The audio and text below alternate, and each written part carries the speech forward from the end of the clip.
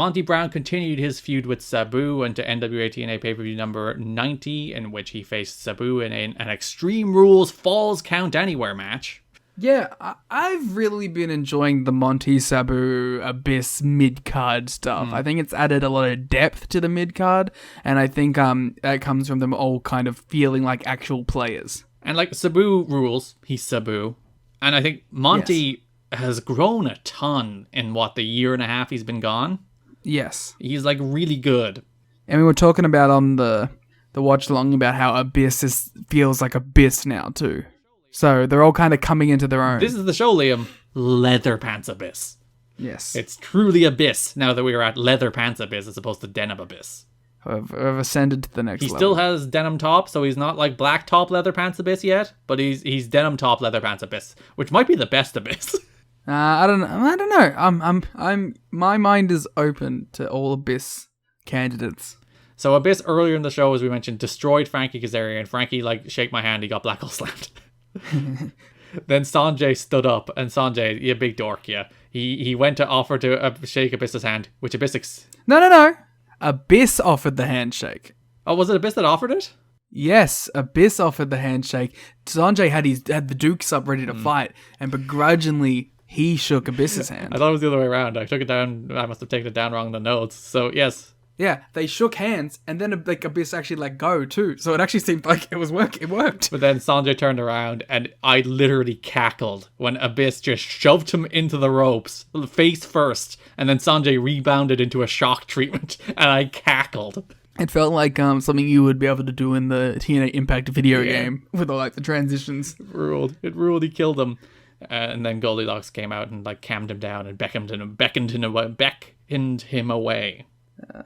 Yes, this was allegedly Asian Goldilocks. Yes, apparently. Who could possibly tell? But apparently. Hudson, apparently. he can tell. So then we did have Monty and Sabu in that Falls Count Anywhere Extreme Rules match. Again, as you said, it's a very fun match. It's Sabu just being a bad man and Monty being Monty. It was weird to hear TNA call something Extreme Especially, Rules. I think this is before WWE started using that verbiage as well. I think so too. Because that was around the time that ECW came back the year later that they started calling things Extreme Rules matches and had an Extreme Rules pay-per-view. So TNA using the words Extreme Rules is quite interesting. Yeah, I didn't like it. So they brawled all the way back to the sex locker room. Then Monty threw Sabu. They brawled into the sex locker room, and then you heard a bunch of crashing and banging. Then it became the sex locker room. God damn it, Liam. I love the pop Abyss got for walking out of the sex locker room. He emerged, it turned out. He is the man in the sex locker room crashing and banging Sabu. he sure was crashing and banging That Sabu. is exactly what he was doing in the sex locker room. There's no other explanation. A lot of banging in the sex locker room. So then Abyss and Monty share a moment before Monty pounces Sabu, pins him. And this is when they do the calm down spot with Goldie where she's like, let's high five, essentially, I guess. It is literally the Black Widow and Hulk thing from Avengers, whatever that one, the second one is. Age of Ultron. All of them. It's a thing in Age of Ultron, though. Then he's flying away on the spaceship and he turns the video comm off because he's making a choice. And then you cry. Then he goes to space? Then he goes to space and does a Thor movie. The only natural reaction to this Black Widow relationship. Does that mean Abyss is going to go to space and do a Thor movie? He's going to go to space and he's going to do Abyss X and he's going to be a spaceman. I would be on board with Abyss X, Space Abyss. Yeah, he's got the Jason X style mask. So Monty wins with a pounce, which brings us to the next week in which Abyss and Monty have now formed a team, to face Sabu and Raven. Which week did we get the weird Abyss highlight video? I think it was the last one where it was just him fucking people through tables. It was so weird.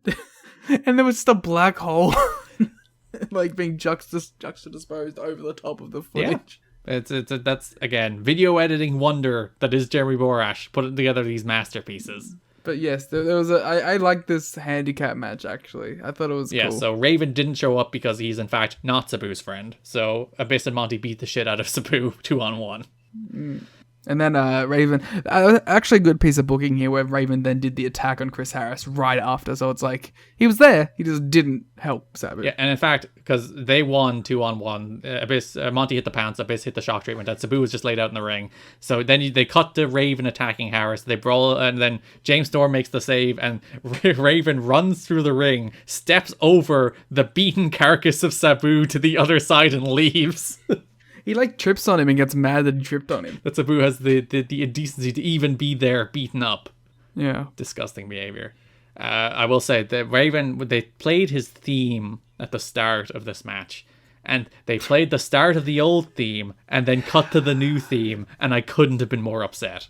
I'm glad. Hideous, monstrous song that they teased me was gone, but then cut to it anyway. It's a good song. So they do tease the idea that Abyss and Monty have like a relationship, and Monty is one of the few people who can like communicate with Abyss. I don't think you can communicate with Abyss. I think like they're just cool with each other. Like it's pure on like animal instinct. Maybe Abyss just recognizes an alpha. Yeah. The beta Abyss. Yeah. Goldilocks, for sure a Sigma. In the match they had, Sabu and Monty, Sabu kept just fucking a chair at Monty's head. There was one real rough one on the ramp. And like, at least 4 times, he's just like, I'm just going to launch a chair at your head. And Monty's just going to take it. He's just going to stand there and take it. Yeah, rules. Oh, and then last show of the month, the beginning of a long-standing TNA rivalry, we get Abyss facing Sabu. Sorry. Again, another match I was excited for. I like this mid-card stuff. It makes it feel exciting. Yeah, they'd have much better matches, particularly in 2005. But it's a nice little match that they didn't actually call like a no DQ or hardcore match, but they're just like, yeah, it's Abyss and Sabu, let them do what they want. And this is also after we got the return of Goldilocks original. For the match, you did have the Abyss video you mentioned, the highlight video, before Scott Hudson was with Goldilocks. Hudson was like, Goldie, what the fuck is going on with all these characters you're playing? And Goldie's like, what do you mean? I haven't been here in weeks. Goldie's like, you must have hit your head real hard last week. Yeah, I've been in Barbados. She's also sniffing something this entire time. When Scott walks in, he makes like a comment about something smelling. Mm. And I don't know, like, is it like what this is meant to represent? He starts being mean about her clothes as well.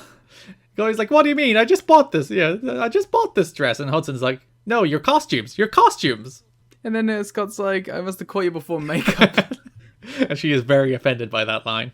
But he's like, no, I meant the costumes and the thing. And she's like, I got no idea what you're talking about. Then Scott's like, oh, you're crazy. And then Goldie's like, oh.